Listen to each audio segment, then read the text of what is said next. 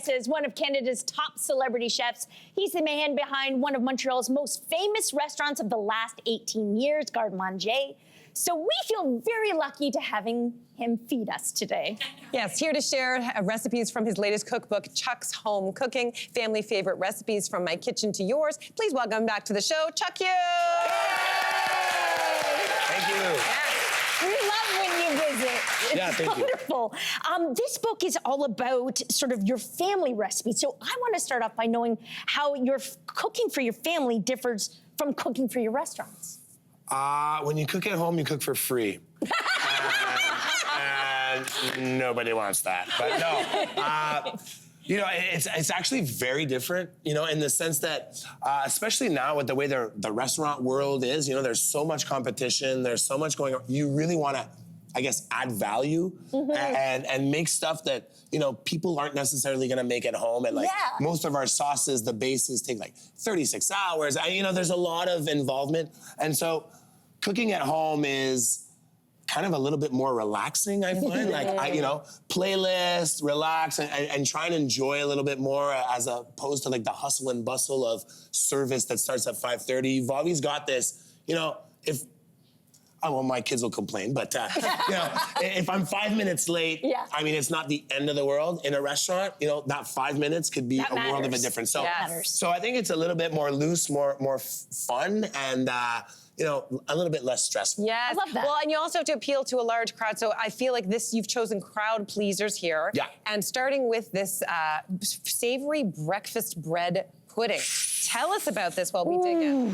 God, Yeah, well, it smells good. It was one of those recipes I actually had to write it because it's one of those, you know, whatever you have in the fridge, you can kind of toss in. So I kind of had to make a decision here because you can make this 1,000 times and it could be different 1,000 times. I've never had a savory bread pudding before. This is next level, like indulgent. Yeah. Does it matter what type of bread you use? No, I mean, you could use, that was, I mean. Any bread you want. Any bread you want. Any bread that you would eat. Like, really, and you could put like old pitas with you know, day old bread, croissants. Like you can literally use anything you want, and as long as there's like the base, you know, with eggs, but you just toss it all in there, and I love it because it's perfect for a sleepover or for, you know, you just toss it all in there and kind of just a time put saver it too, I bet. Yeah, pretty much. So good. And get rid of, you know, we always think of leftovers as for dinner. Yeah. You know, and sometimes it's like, no, even if you had chicken, you could shred that in there. Anything. Like, it could be anything, and it could be brunch, it could be breakfast, it could be dinner as well. So we're breaking rules. Breaking rules, break all the rules. Okay, next we're moving on to your cauliflower salad. How did you make this? This is a gorgeous, like, presentation dish as well. How did you make this? Yes. Well, I'm trying to find something smart to say. No, you don't have to. Don't be smart. Don't be smart. Can I be honest just for once? Yes, Please, do it. This is literally opening my fridge. Yes. And going like, oh my God, what am I gonna make for these? And it kind of came together, you know what I mean? Like, you know, I had this lying around and so it became one of those dishes. My kids love it. It's kind of a melting pot of everything that I had on hand at the time. So is it cauliflower? You've got nuts in there. You've got pears. You've got, is this radicchio? You could use radicchio. And once again, you know, for the recipe, and that day I had radicchio. Okay. But you could use any type of leaf, really. And I think the kicker in this is the creamy vinaigrette. And like, I think that's one of the things that's really important in cooking, whether it's at the restaurant, at your house, when you're camping. Like, you need texture. You need different types of flavors, obviously, but you know, we've got the crunch of the nuts. We've got the pears that are nice and soft. You've got the cauliflower is raw, right? So there's a bit of crunch there too, and there's a little bit of bite. So that creaminess from the dressing kind of brings it all together. Yeah, exactly. Fills it up. And it's not more complicated. And you know, for the longest time, I've been telling people, well, except when you want a reservation, come to my restaurant. I'll be taking credit card numbers right after this segment. You know, but I've been encouraging people to cook, you know, and try things, and you can make mistakes. You know, I don't, but I mean, you will. This sets me up perfectly for this next dish because it's a lamb ragu pasta shell number here. Yeah. But I don't about you guys. I love ordering lamb out. I love when other people make me lamb, but I don't like cooking lamb. So sell me on this delicious lamb ragu and this pasta dish. Why should I cook more lamb at home? I love lamb. Yeah. You know, it's funny. It's one of those, you know, when I had my kids, in my mind, I was like, oh, here we go, puree everything. And I thought like the purees were like you know, in my mind, it was like for 7 years, maybe puree. And it's like literally like 2 months, right, of pureeing. And my kids loved, I used to buy these little frozen pucks of like pureed meat, and it was a lamb puree. And my kids would love it, and then they'd burp the lamb, and I'd be like, woo, who's this? And it's a flavor that they love, you know? Okay, it's still alive. It might happen again. The pasta's so fresh, it's jumping out of the plate. That's right. But it's one of those flavors that they, you know, they were eating when they were babies, and it's you know, like you said, it's got a lot of personality. Not everybody likes it, but cooking it this way kind of tones it down just a little bit. Yeah. It's very different than you know, the chops or anything else. So it's a little bit more subtle, a little bit more inexpensive. Yeah. Because good quality lamb, you know, and you know, I think we've been blessed in this country that haven't paid too much for food for the longest time, and now it's kind of catching up. But the reality is, you know, good food costs money. Yes, it's true. And so I think we're probably at a point where, you know, we feel like we're paying a lot, but really, when you look at the hard work that goes into raising the animals and feeding them and bringing them to our plate, there's a lot that goes. So this is kind of like feeding them lamb in a subtle way. And when you add pasta, I mean... And introduce it. It's perfect. We only have like a few seconds left. We want to get to this galette. So 30 seconds, tell us everything you can about this. For a Thanksgiving feast, it'll be perfect. I mean, this is of the essence, right? Apples right now are, you know, you go apple picking, you have bags and bags, you don't know what to do with them. So I've also got purees and stuff like that. But it's kind of a free-form galette that's super easy. Break the rules, have fun, make it look like you want, and it's delicious, I'm assuming. I'm picking it up. Chuck, you're delicious. Thank you so much for being here. Thank you. Everything's just a winner. Now, Chuck's home cooking is available now. And good news for our studio audience, and hopefully Cynthia and me, you're all going home with a copy. Nice.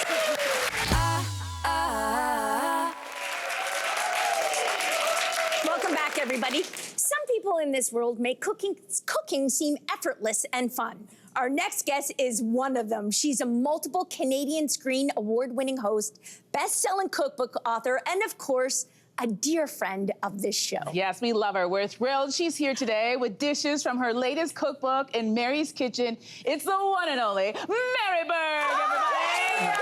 So good to have you here. Listen, I am so excited to be here. I feel like we kind of like nailed it on our outfits. Yeah, we really Look at the girl crew. We are so excited. We're always excited to eat your delectable food. But first, can we just backtrack a bit? Because you've been on air for just a little over a month right now. The good stuff, of course. Yes. What does it feel like to be into your TV hosting era? Honestly, I'm so excited about it. It is so nice. I feel like you guys are like old pros. I love having the audience. You get that immediate reaction. Yeah. If people are liking it, they like it, and they let you know. Yeah. And if they're not, sometimes they don't. Yeah. And that's okay. Yep. It's so amazing and wonderful, and I'm like so grateful that you are like across the hallway Yeah. from me. Yeah. Yeah. She's just right over there. Yes, and let's just say this, you are killing it. You're doing thank you. such a good job. We love watching you, And right? your social media Amazing. team. They're doing so I good. know, they're So good. killing it. Yeah, they really Amazing. are. Okay, so I'm gonna be honest. I spent a little bit of time in the kitchen toasting and boiling water. Get it? And then we have Queen Wait, of the you toast Caftans. the water? I boil. That's how you know it's bad.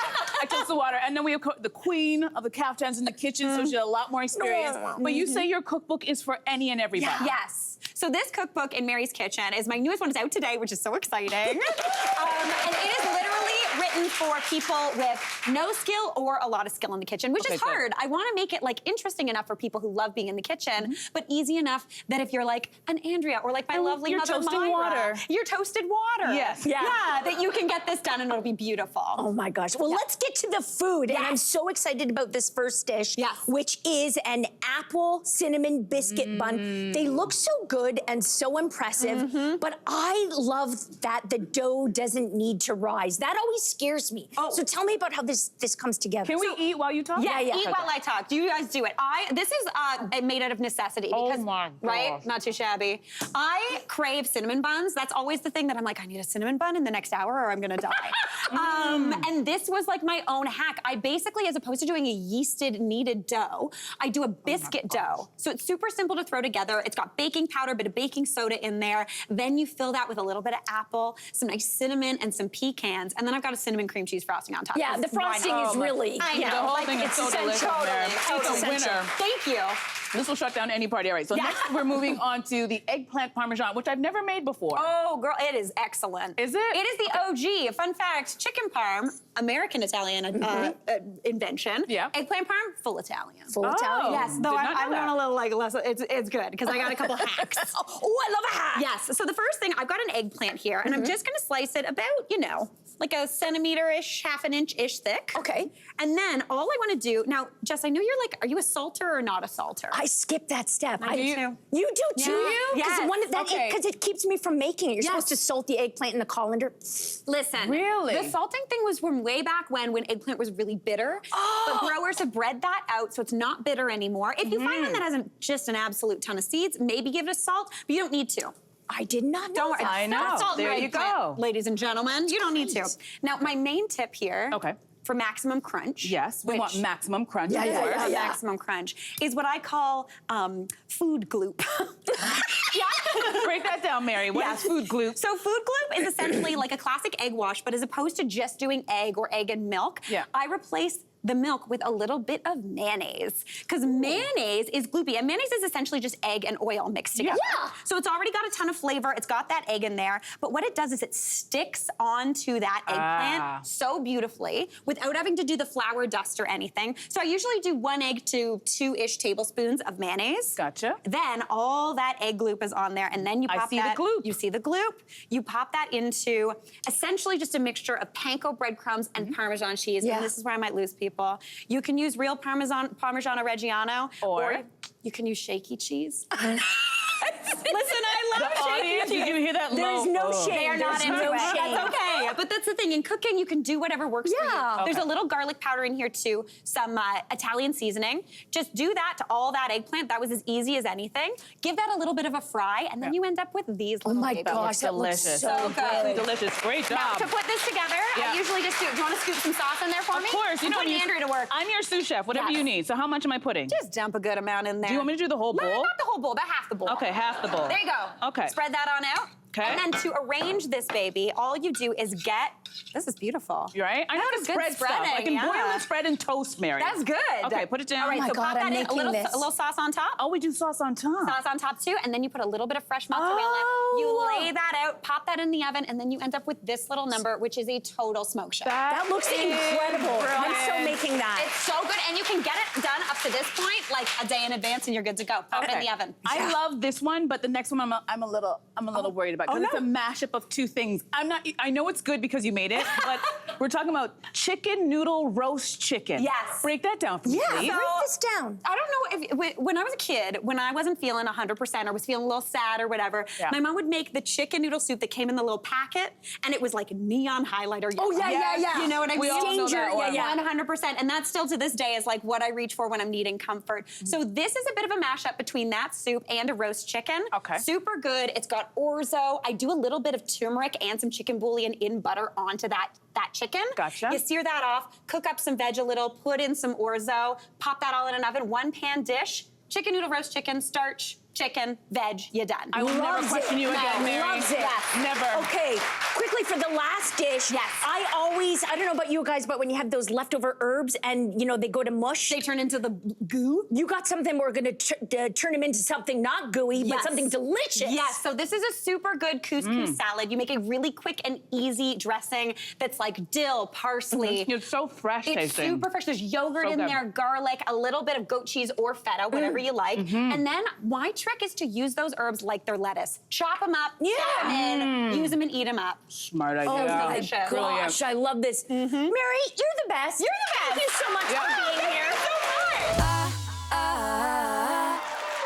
I know, lots of good energy. All right. You know our next guest is a big deal because like Oprah and Madonna, he's known by only say his first name, and it's the one that's become a household name across the country. Yep, he is one of the most charming chefs we have ever had on this show, and we are thrilled that he's joining us back today with recipes from his latest cookbook, Multi-Cooker Everything. Please welcome the one and only Rico! Thank you. Thank you. So good having you here. We love having you here, and let me tell you, we love all your passion for all things cooking related. Yeah. Now, I have to say, personally, my partner Jason, he's like, we don't need a pressure cooker. We just don't need one. We can slow cook anything on the burner. Please sell him on why we need a pressure cooker. It's funny because at the end, it's the same result. Okay. The slow cooker is when you're a good planner. You know, okay, we'll have that tonight. You start it in the morning. But it's not for everyone. I'm not like that. My wife asked me, what do you want this week? I don't know what I want in 5 minutes. I don't know what I want this week. So the pressure cooker will give you a head start for that type of personality that wants to do it when you feel it. And everything can be made between 10 to 45 minutes. A beurre bourguignon, a chili, or anything you think have to be braised in the oven or in the stove for hours and hours, maximum 45 minutes, it's done. Wow, Okay. because I'm the opposite of Cynthia. I grew up in my house. Every Saturday, my dad, love you, Dad, would have this giant stainless steel pressure cooker with the black knob The that scary would thing. hiss for hours. Trauma in my childhood. Tell us, why are pressure cookers so good for cooking food? It is good because not only is it fast, it's efficient, it keeps the nutrients of the food. It will keep, I'll say, even enhance the flavor, cut on energy, cut on cost, because normally if you want something good at this piece of meat, you need a tough piece, a cut that is tough, like a shoulder. And that shoulder, by being cooked under pressure, will melt in the mouth, will be juicy and tender. So it's good for your budget, good for the environment, good for your health, good for the flavor. What else does he need? I'm sold. I'm sold. Okay. I am I've totally changed sold. my mind. It's not only making crazy stuff wild. I mean, you can do basic stuff as you picked today. yeah. Okay. And you can do this on a Monday if you want, and it's possible. Love it. I love this idea. So let's get to the food because we want to know how to make all of these dishes. So starting with this one, which is a meatless pasta, meatless spaghetti, basically pasta. In Tell the us book, about I it. have a Bolognese classic sauce, yes. But again, we're talking a lot like about vegetables or vegetable proteins, like soya. And soybeans are very, like, we harvest, I'd say 90% of what we consume in the world. So we should eat more of that.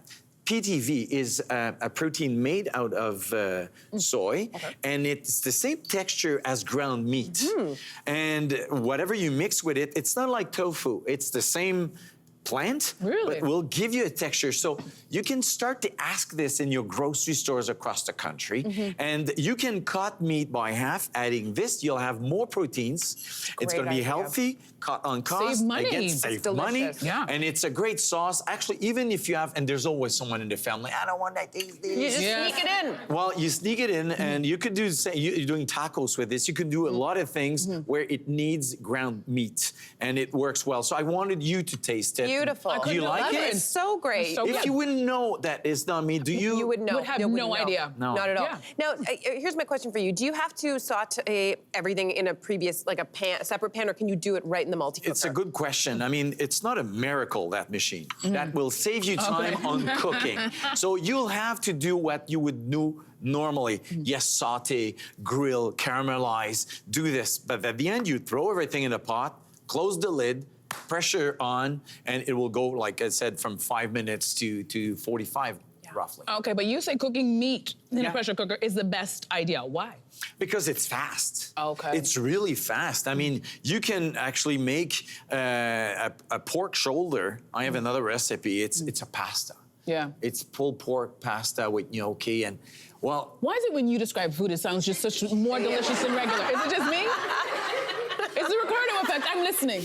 It's because you need to vary the texture, the colors, like moist and dry and crisp. You see? I see. We're going Mon somewhere. Dieu, I see. Mon Dieu.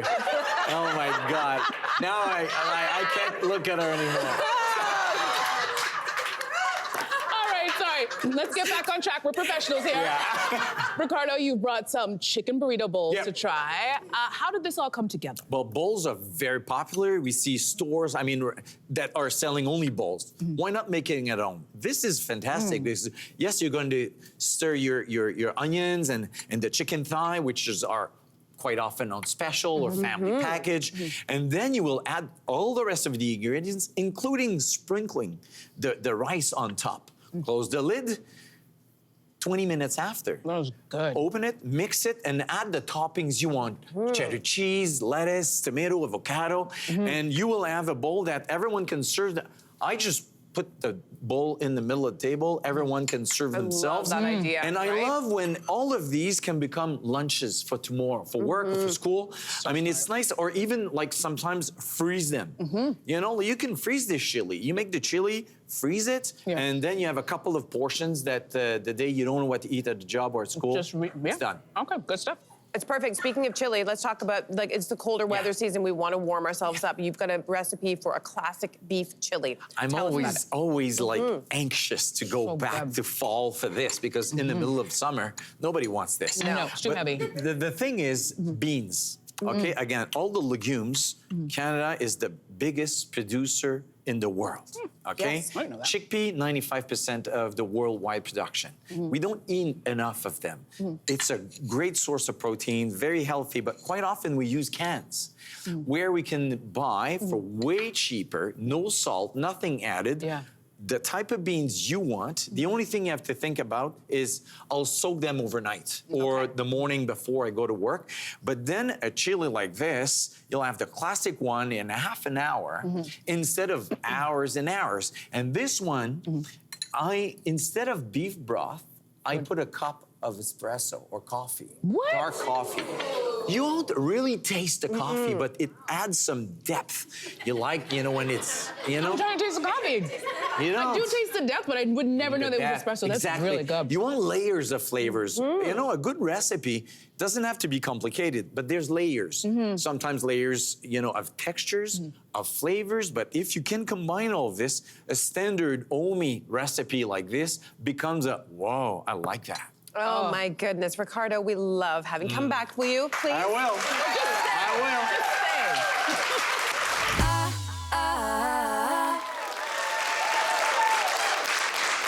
Welcome back to the show. So listen, we've all experienced culinary catastrophes before. Whatever kitchen plans we had went out the window or maybe went up in flames. That's why we brought in our next guest. Here to help solve our daunting dinner dilemmas is television personality and cookbook author Eden Grinchpan. Welcome to the show. Thank you for having me. Eden, we're so delighted to have you here, and I'm an avid follower of you on social media. You have these two adorable young girls with you. And the thing is that you are very open and honest about what life is like, managing a household, but you also make things seem kind of effortless and amazing at all times. So tell us, what's your secret having it all together? I definitely do not have it all together. Like every other mother out there, we're just kind of like winging it. We're doing it. We like to have a lot of fun in our house. We do not take ourselves seriously.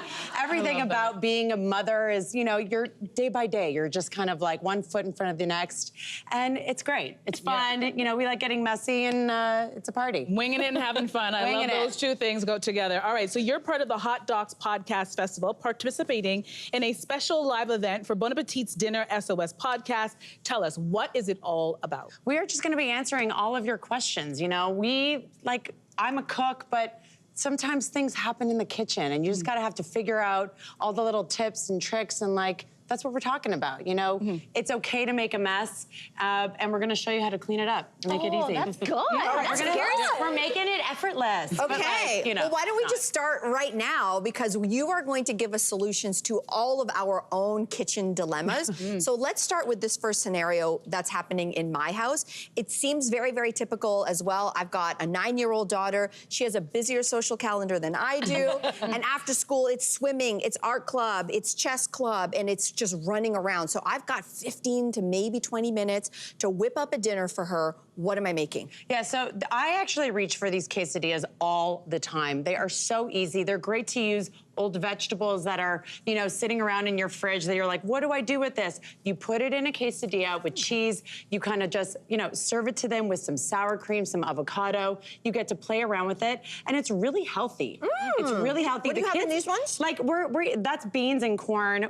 They're finger foods. People like to pick up things and eat with their hands. It's playful, and it's easy to whip up. Like, I need some really quick meals to, like, get on the table. Delicious. We're all very busy. This is good for adults too. Yeah. Like, this we smells eat this. so good. Oh yeah. No, my husband and I'm like, I'm making cheese quesadillas for the kids. He's like, and us. Yes. And I'm jealous. I'm jealous. no, this is easy. It's great. And just have that flour tortilla on hand and you're good to go. And they last a long time. Good. They do. Okay, so here's my dinner scenario. I find out that my in-laws, love them, are coming over last minute for dinner. So what am I making for like a group of, 4 to 6 people? Yeah, okay, so this is super easy. I love a sheet tray meal. Me too. Like, you wanna just put everything on that tray, throw it into the oven and let the oven do the work.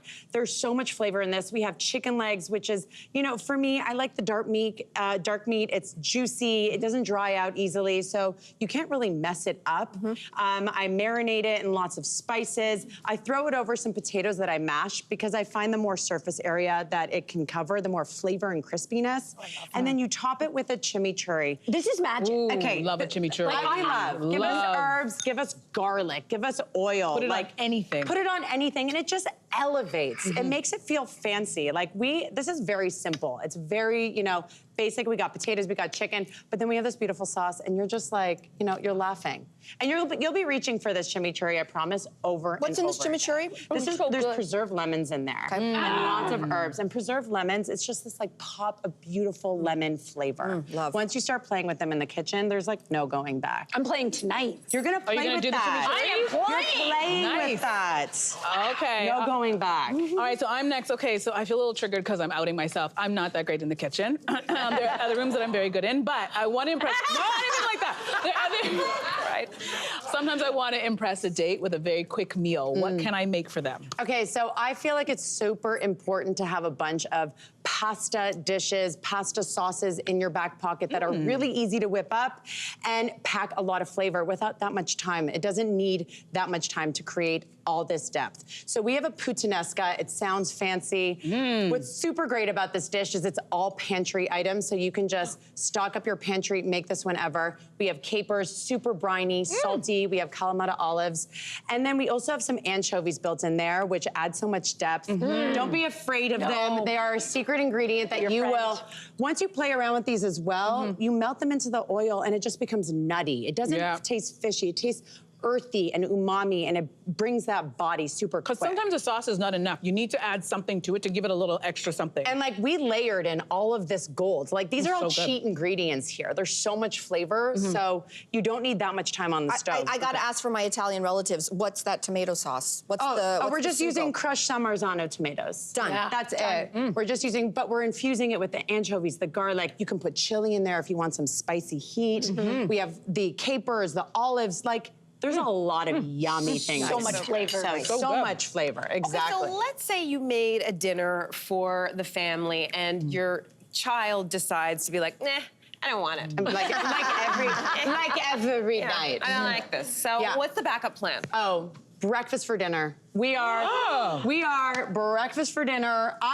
We eat breakfast literally for every meal. So it's super easy to whip up an omelet, and it's really fun to play around with this concept. So we have this omelet. Obviously, we put some zucchini in there, some basil. You can keep it plain if you want. I serve it with a beautiful loaded chopped veg salad that my kids like to actually play with and eat with their fingers. Yes, we're that family. Yeah. There I am, everything. And then I top it with some garlicky tahini. So you have a condiment. I'm really into condiments and just storing your fridge with them. And it just elevates. This doesn't, obviously this would be the most incredible breakfast, but I feel like that's a really great dinner too. It's such a good dinner. Yeah, and it's healthy. It's so many vegetables, lots of protein. Yeah. Fantastic. Okay. So we want to throw at you some rapid fire SOS questions, okay? Some scenarios. Here we go. This is actually a true story. My mom was recently making a stew and she added 6 Carolina Reaper peppers to it. shared it before. It was obviously way too hot to eat, even though Jason tried to. But what could we have added to that dish to mellow it out? The fact that she went for 6. I know. Yes. I'm She deserves a medal just for that alone. I'm I'm impressed. Yeah. Acidity. So what you want to do is you want to try and neutralize that heat, acid, lemon. You know, throw some lemon in there, try and balance that out. Also, serve it with something cooling, like yogurt. You know, like a yogurt dip, a raita, something just to kind of like cool your palate down. Got it, thank you. Okay. Yeah. Okay. Okay, your meat is overcooked. Oh. Okay, meat overcooked. What I like to do is I like to basically bring it back to life in a pot with some liquid. You could put stock, you could put water, and some fat, maybe some oil, some butter. Yep. And that just kind of brings a little bit of life back into that super dry, sad meat. Right. Also, again, going back to the condiments. Condiments Cover it are up. Yeah, just key. Cover that up. We don't want sandpaper Do it in our for mouth. Nays, yeah. Yes, just like throw a sauce on it, okay? Yeah. Let's just get into that. I love the simplicity. Oh my God, Throw me too. sauce on it. Even when it's not dry. Even when it's not dry, just sauce. It's all about the condiments. I really feel that. Okay. Okay, this one is tough in my house. A dish getting over salted. My salt is off, and so my family will be like, "What is happening? What do I add?" Okay, first of all, I'm just gonna go back. Always season as you go. That's key to try and control that. But again, acid. Really? This is Acid for this salt. is why I'm telling you, lemons, like I'm just like they're the best. You just have to throw a little bit of acidity. It can actually balance out that saltiness. Okay. And then just kind of like, you know, just mess around with the flavors. Like taste it. Maybe it needs a little bit more sweetness, but always start with the acid. Okay. Yes, All that right, will gonna buy definitely some help. lemons. All right, so the next one, you're roasting veggies and they're more charred than intended. They're actually burnt. Yeah. So what can be done to save them? Okay, so this is a tricky one because I love a char. Like, me too. I do like a little love burnt. a char. I will always lean into that. I'm like, well, I guess we're just gonna have like a little bit of a bitter, you know, back note in our meals. So I'm saying let's embrace that char. I'm Let's here just for go for it. Let's lean into it. That's a great one. Eat around the burnt part, you'll be fine. Eat around Eat it. around it, you'll be fine. Eden, thank you so much for all of these like kitchen saving Thank you.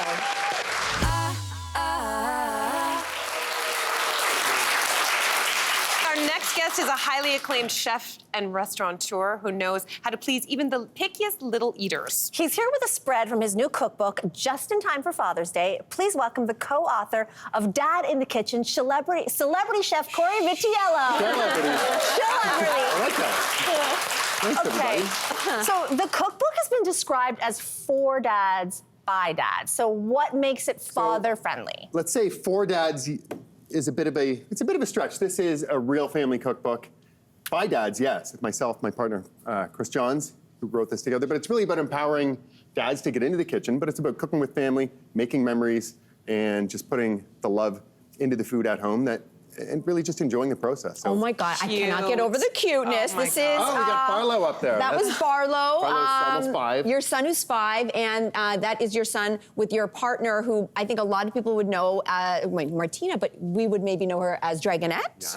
Okay. So Barlow, we need to know: is Barlow a picky eater, or have you managed as a chef to just explore the palates of the world? That is tough. It changes. Everybody with children or, you know, picky siblings knows that it changes day to day. One day he eats everything from, you know, greenery and kale salads and everything you see up here, and the next day it's just chicken nuggets, French fries, and as much as we try to put new fresh foods in front of him, and I think that's the key. It's being able to identify, oh, that's a zucchini. Right. And that's an eggplant at the grocery store. And then when he's at home and he sees these things prepared in his meal, he's able to be like, oh, right, I know what that is. I'm gonna try it. I It's love not that. just- Okay, well, the food looks delicious by anyone's standards. So let's start with dessert, since most kids would be delighted if you started the meal with that. Well, This is a rhubarb custard pie. I would think that the tartness of the rhubarb might be something that's off-putting for kids, but am I wrong? No, you're not wrong. I think it's definitely an adjustment, but you know, it's so balanced. There's enough sugar in here, and rhubarb, you want that tartness. That's what gives it that unique flavor. And I don't necessarily remember liking rhubarb when I was younger. To be honest, I don't even know if Barlow likes it.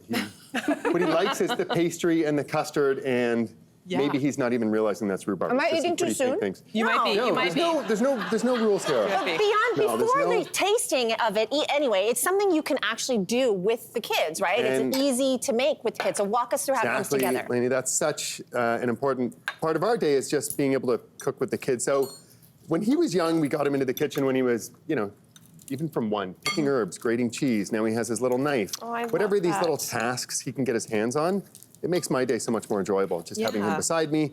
And it's a mess, and sometimes it's a total pain. But in the end, the cleaning is it's a disaster. It's a disaster. So what's in there, Corey? So this is, so okay, so good. this recipe is, every mother, grandmother has this recipe, at least both of mine do. It's rhubarb custard tart. So this is 4 ingredients, rhubarb, a little bit of flour, a lot of nutmeg, that gives it that really unique taste, a little bit of sugar, lemon, and some salt. I think I'm up to like 8 ingredients, but Oh, it's who's so counting? good. But it's easy, you mix it together. Now, what I love about this tart is it's a free-form galette style. So in the book, it's a traditional tart, but the way I make all my pastry at home, I roll out the sheet, I take the filling, and what I love about this style is it's just rustic and beautiful, and however it comes out of the oven, it's just perfect in its own. I'm a firm believer in food should just look like it naturally fell on the plate that way, and this is a great example of that. So this you can do with apple tarts, frangipane, blueberry. You need a bit of a denser filling to hold it, but it's really simple. You just start folding, fold, fold, fold, and it looks like it's gonna be totally encased, but as this starts baking in the oven, and we're gonna, we glaze it with egg wash.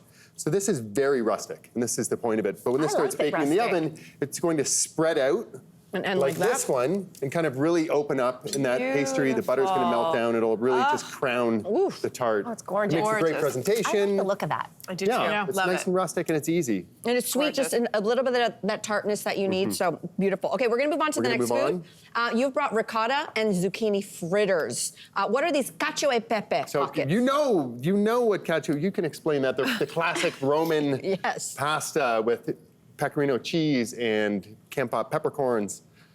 So these ones are a dumpling take on that, a fritter take on that. So the zucchini, we grate, we salt, we squeeze out the excess moisture, mix it with a lot of ricotta cheese, a little bit of flour, some egg, and a lot of pecorino. And then we're just dropping them into hot oil, fry them up. Oh, and the they're key, so good. They're Really but good. imagine that when they're just out of the fryer, crispy It little doesn't matter. pillows. This would be so great They like at are a dinner addictive. party too, like just to have them out. They're amazing. And so what makes, actually this batter is really interesting. There's another batter in the book, the same batter. It's a sweet version of it. It's an orange and ricotta donut with cinnamon sugar.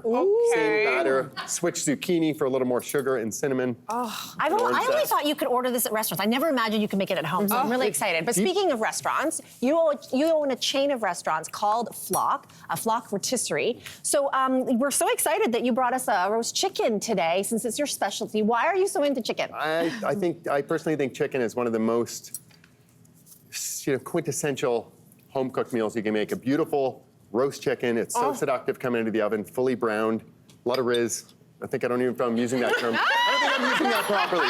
But this is like a chicken in a thonkini.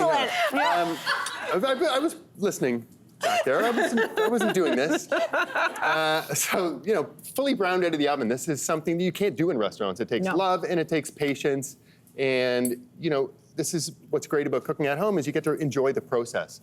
And that's, the beautiful sliced potatoes in the bottom with some pancetta and the herbs and the lemon, and the potatoes cook at the same time as the chicken, and it all browns, and the fat strip down in the potatoes and the herbs. But when you pull that out, you can't replicate that in a restaurant. Yeah. This is really only suited for home cooking, and that's what we tried to drive home in the book. This The potato is so good. You can't do in restaurants. No. Yeah. You can only do it at home. Oh my God, and then the smells that you embed into your kids and your family's Yes. memories is so good. Your final dish is a roasted eggplant and halloumi salad.